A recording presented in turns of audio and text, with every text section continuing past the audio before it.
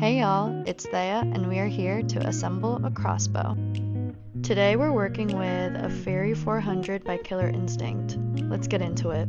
First we'll be attaching the main housing to the front end with the cable slide, and then after we'll be attaching the scope rings to the Picatinny rail. First, get acquainted with where the cable slide and bus cables are going to go into the cable slot in the barrel.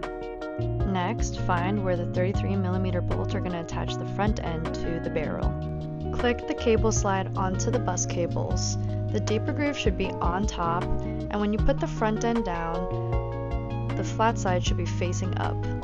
Here's where it gets tricky. You want to insert the cable slide into the cable slot of the barrel at an angle, and then position the front end into the barrel until it's completely flush. Tap the front end into the barrel, and then you can use your 33mm bolts as set screws. Here I'm preparing the set screws for the foot stirrup and just inserting the foot stirrup before tightening all of the set screws. This part is super easy, and sometimes the crossbows will already have the foot stirrup set up. Be sure to hand tighten all set screws.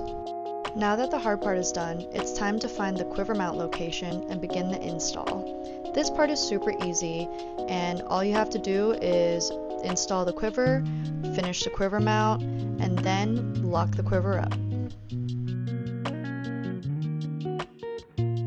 Lastly, we're going to install the scope to the Picatinny rail.